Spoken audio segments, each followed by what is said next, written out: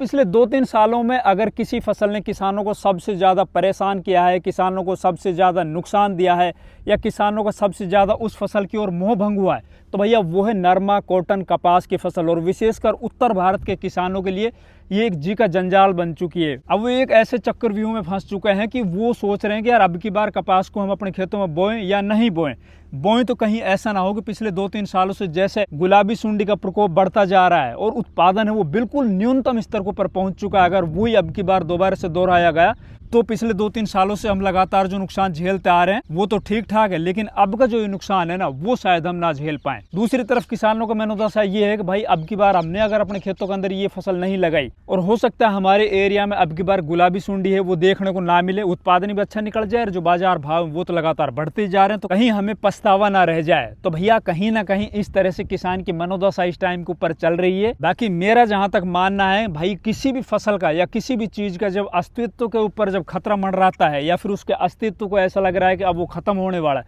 तब प्रकृति है ना उसके अस्तित्व को बचाने के लिए दोबारा से उसके अंदर जान डाल देती है। हाँ, इतना जरूर है कि पिछले साल जैसे आपने 5 एकड़ के अंदर लगाई थी तो अब की बार 2 एकड़ में लगा लो, 3 एकड़ में लगा लो, बाकी इस फसल को आप छोड़िएगा मत। क्योंकि भैया ऐसा कुछ नहीं है कि पिछले साल गुलाबी सुंडी आई थी तो वो अब की बार जरूर आएगी। ये सब मौसम के ऊपर डिपेंड करता है, एरिया के ऊपर डिपेंड करता है। हो सकता है आपके एरिया के अंदर गुलाबी सुंडी का प्रकोप ना देखने को मिले, आपके वहां पे अच्छा उत्पादन निकल जाए। तो आज इस वीडियो में हम आप लोगों को बताएंगे सन 2026 में नरमा कपास की बुआई का सही समय, नरमा कपास की टॉप वैरायटियां, बुआई करते वक्त हमें कौन कौन सी सावधानियां बरतनी चाहिए और खेत की हमें किस तरह से तैयारी करनी चाहिए ताकि आगे चलकर अच्छा उत्पादन लिया जा सके। एक ही वीडियो के अंदर आपको सभी जानकारियां मिल जाएंगी। तो नमस्कार, मैं इंद्रपाल यादव, आप देख रहे हैं देश की जान हमारे किसान। अगर आपने अभी तक ये चैनल सब्सक्राइब नहीं किया प्लीज चैनल सब्सक्राइब कर लीजिए, साथ ही वीडियो को लाइक भी कीजिए और दूसरे किसान भाइयों तक शेयर भी कीजिए। तो दोस्तों सबसे पहले तो अपन बात कर लेते हैं इस वीडियो का सबसे अहम टॉपिक, नरमा कपास बुआई का सही समय की। अगर आप उत्तर भारत यानी नॉर्थ इंडिया के अंदर रहते हो या मध्य भारत के अंदर रहते हो, वहां पे आप नरमा कपास की बुआई करने जा रहे हो, तो भैया 20 अप्रैल से लेके और 20 मई के बीच के जो 1 महीना है ना, यहाँ पे आप नरमा कपास की बुआई कर लो। ना ज्यादा अपन को अगेती करनी है, ना ज्यादा अपन को पछेती करनी है। बाकी सही बिल्कुल एकदम एक्यूरेट टाइम में अगर आप लोगों को बताऊं तो 1 मई से लेके और 10 मई के बीच के जो 10 दिन है ना, ये नरमा कपास का सबसे बेस्ट टाइम होता है। इस टाइम के ऊपर बोई गई नरमा कपास है ना वो सबसे ज्यादा उत्पादन देती है। आप भी अगर आपने पिछले सालों के अंदर इस टाइम के ऊपर नरमा कपास की बुआई की होगी तो आप एक बार दिमाग वहां पे ले जाके देखोगे, यार वहां पे हमने उस साल में ये बुआई की थी तब हमारा उत्पादन कितना निकला था। अगर आप ज्यादा अगेती भी इसको बो दोगे तो भी उसके अंदर दिक्कत देखने को मिलेगी। देखिए अगेती बोने से ना आपकी फसल के अंदर अगेती टिंडे आ जाएंगे। अगर अगेते टिंडे आएंगे तो जब शुरुआत के अंदर बरसात शुरू होगी ना उस टाइम के ऊपर आपको जो टिंडे है ना, जो पहला फल आता है ना वो खराब हो जाता है, गड़ जाता है, सड़ जाता है, काला पड़ जाता है, तो वो आपके हाथ नहीं आएगा। तो 1 मई से लेके और 10 मई के बीच के अंदर आप कोशिश कीजिए इसकी बुआई करने के एकदम सही टाइम। दूसरा सबसे इंपॉर्टेंट काम करना है, नरमा कपास फसल के अंदर अगर आपको कामयाब होना है तो अपने इन खेतों के अंदर जिनमें आप नरमा कपास की बुआई करने जा रहे हो देसी खाद जरूर डाल दीजिए।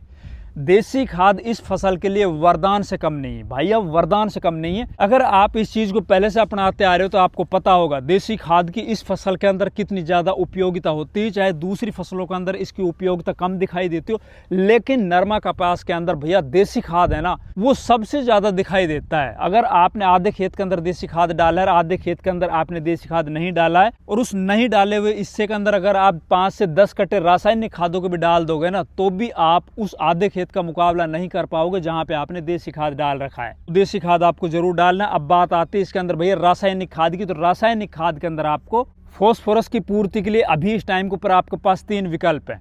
देखो बहुत सी जगह के ऊपर तो डीएपी खाद मिल रहा है तो आप डीएपी लीजिए 1 एकड़ जमीन में 1 बैग। अगर आपको डीएपी खाद नहीं मिल रहा है तो भैया आप लीजिए टीएसपी खाद है वो पूरा 1 बैग। अगर आपको डीएपी और टीएसपी दोनों नहीं मिल रहे हैं तो आप लीजिए अपने 1 एकड़ जमीन में 2 बैग यानी 100 किलो सिंगल सुपर फास्फेट। फिर बात आती है इसके अंदर दूसरे जरूरी खाद की, तो वो है पोटास। अब पर एकड़ के हिसाब से आपको लगभग 30 से 35 किलो म्यूरेट ऑफ पोटास जो लाल कलर वाला आता है ना बढ़िया क्वालिटी का, वो भी ले लेना। इसी के अंदर आपको लगभग भाई 20 किलो पर एकड़ के हिसाब से 25 किलो पर एकड़ के हिसाब से यूरिया भी ले लेना है, और हो सके तो इसी के अंदर आप 2 से 3 किलो पर एकड़ के हिसाब से सल्फर भी मिला दीजिए। तो ये तो है खेत की तैयारी के लिए जो हमें खाद उर्वरक डालने हैं ना। फिर बात आती है भैया वैरायटी का। वैरायटी के अंदर देखिए आपके खेत की मिट्टी के अनुसार और अगेती पछेती के हिसाब से आपको वैरायटी का सिलेक्शन करना है। अब मेरा मानना है कि आप शॉर्ट ड्यूरेशन वैरायटियों की बुआई कीजिए और लॉन्ग ड्यूरेशन वैरायटी की बुआई कीजिए। शॉर्ट ड्यूरेशन वैरायटी की बुआई अपन को क्यों करनी है कम दिनों वाली की, कि अक्सर अपन ने देखा है कि जो गुलाबी सुंडी है ना वो बाद में आती है। जो लॉन्ग ड्यूरेशन वाली वैरायटी है ना, लंबी बढ़ने वाली वैरायटी है, लंबे टाइम की जो वैरायटी है, उनके अंदर गुलाबी सुंडी का ज्यादा प्रकोप देखा जाता है। तुलना में जो शॉर्ट ड्यूरेशन कम दिनों वाली जो वैरायटियां होती है ना, उनके अंदर क्या है कि जब गुलाबी सुंडी आती है ना उस टाइम तक वो फसल है ना लगभग 70% उनकी पिकिंग हो जाती है, उनकी तुड़ाइयां हो जाती है। तो उस टाइम के ऊपर भी अगर आती है तो भी ठीक ठाक उत्पादन निकल जाता है। तो हमें दोनों तरह की वैरायटियों का चुनाव करना चाहिए अपने खेतों के अंदर। हो सकता है अब की बार अगर गुलाबी सुंडी हमारे खेतों में नहीं आई या अपने एरिया के अंदर नहीं आई तो उत्पादन तो ज्यादा भाई जो लॉन्ग ड्यूरेशन वैरायटी है ना, लंबे टाइम की जो वैरायटी है वही ज्यादा देगी, इसके अंदर संदेह नहीं है बिल्कुल भी। अब बीज मात्रा की बात करते हैं। अब बीज मात्रा के अंदर ऐसा है, अगर आप शॉर्ट ड्यूरेशन वैरायटियां लगाने जा रहे हो, छोटी वैरायटियां लगाने जा रहे हो तो कम दिन होगी, तो उसके अंदर आपको बीज मात्रा थोड़ी बढ़ा के रख लेनी है। अगर आप लॉन्ग ड्यूरेशन वैरायटी लंबे टाइम की वैरायटी लगा रहे हो तो उनके पौधे भी ज्यादा लंबे बढ़ेंगे, उनके झाड़ से फैल जाएंगे वो, तो उनके अंदर बीज मात्रा आपको थोड़ी कम रखनी है, मतलब पौधे से पौधे का डिस्टेंस आपको दूर रखना है। टॉप वैरायटी के अंदर अपन को दो वैरायटी लेनी है, एक तो बीटी कॉटन लगाना है, दूसरा हमें देसी कपास लगानी है। पहले बात कर लेते हैं भाई बीटी कॉटन का, बीटी कॉटन हमें कौन कौन सी लगानी है। तो उसके अंदर मैं आप लोगों को 5-7 वैरायटियां बता रहा हूँ, इनमें से कोई भी लगा लेना।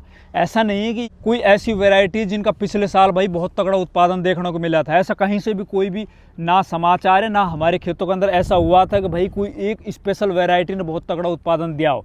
भैया इनमें से आप कोई भी वैरायटी लगा देना, ये वैरायटी सदाबहार वैरायटी है, इनके अंदर ताकत है अच्छा उत्पादन देने की। तो उनमें पहले नंबर के ऊपर भैया टाटा की दिग्गज। टाटा दिग्गज है ना, वो हल्की ज़मीन के अंदर भी आप लगा सकते हो, हल्की से थोड़ी भारी ज़मीन के अंदर भी आप लगा सकते हो। इसको आप अगेता भी लगा सकते हो, इसको आप थोड़ा सा पछेता भी लगा सकते हो, ज़्यादा पछेता नहीं थोड़ा सा पछेता। बाकी इसके उत्पादन की अगर अपन बात करें तो पिछले 2-3 सालों के अंदर इसका उत्पादन भाई सबसे ज़्यादा देखा जा रहा है। इसके अंदर बीमारियों का भी प्रकोप है ना वो कहीं ना कहीं दूसरी वैरायटी की तुलना में कम देखा जाता है। अब हो सकता है वो अगेती बुआई के कारण होता हो। इससे अगली भैया राशि की 773, ये सदाबहार वैरायटी है भैया। अगर आपकी भारी मिट्टी है, तगड़ी मिट्टी है, खेत अच्छे ताकतवर हैं आपके, तो आप राशि 773 लगा सकते हो भाई। ये सदाबहार वैरायटी बहुत पहले से बहुत तगड़ा उत्पादन देती आ रही। इसी के साथ आप राशि की 776 वैरायटी भी लगा सकते हो। 776 वो थोड़े हल्के खेतों के अंदर भी हो जाती है, ये थोड़ा बढ़ती ज़्यादा है। इसके अलावा आप भारी मिट्टी के अंदर ही राशि की 846 वैरायटी है ना उसको भी आप लगा सकते हो। अगर हल्की मिट्टी के अंदर आप राशि कोई वैरायटी लगाने जा रहे हो तो वो 951 है, इसको आप हल्की मिट्टी के अंदर लगा सकते हो। तो ये राशि की कुछ वैरायटियां हुई। फिर आती है भैया यूएस कंपनी को, तो यूएस की US 51 सदाबहार वैरायटी है। अगर आप अगेते में बोने जा रहे हो, शॉर्ट ड्यूरेशन वैरायटी बोनी आपको कम दिनों वाली, तो आप इसको लगा सकते हो। सबसे जल्दी इसके अंदर टिंडे आते हैं, टिंडों का बोल साइज भी मोटा होता है और ठीक ठाक अगर मौसम ने साथ दे दिया तो ये वैरायटी बहुत अच्छा उत्पादन देती है, क्योंकि टिंडों के अंदर से जो निकलने वाले जो रुई होते हैं ना उसके अंदर जो बिनोड़ है ना उनका वजन बहुत ज़्यादा होता है इस वैरायटी में। तो इस वैरायटी को आप लगा सकते हो। इसके अलावा आप US 71 भी लगा सकते हो, US 91 भी लगा सकते हो, ये भी और 2 वैरायटी हैं इस कंपनी की।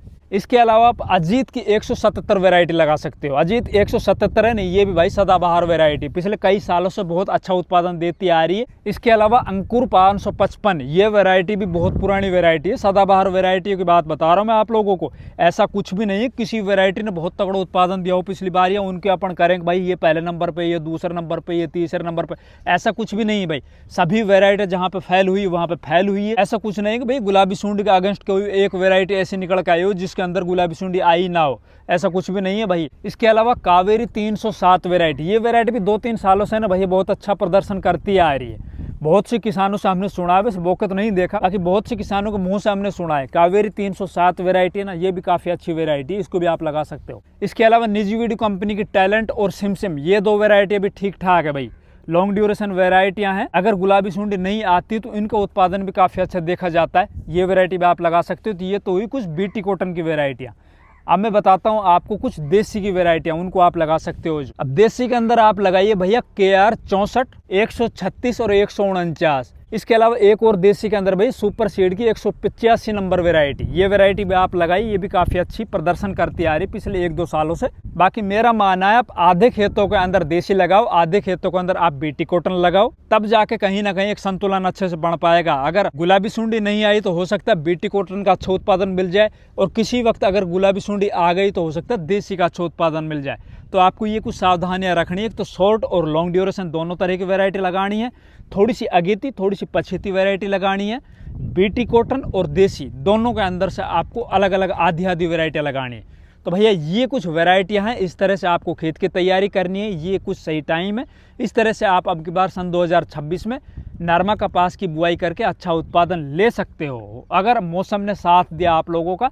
और हम उम्मीद करते हैं आगे भी आप लोगों को हम फसल के अंदर टाइम के ऊपर हमें कब सिंचाई करनी है, कौन से खाद डालने हैं, किस टाइम के ऊपर कौन सी स्प्रे करनी है, आप लोगों को हम वीडियो के माध्यम से बताते रहेंगे। तब तक हमारे इस चैनल को सब्सक्राइब कर लो, साथ ही वीडियो को लाइक करो, दूसरे किसान भाइयों तक शेयर करो। धन्यवाद।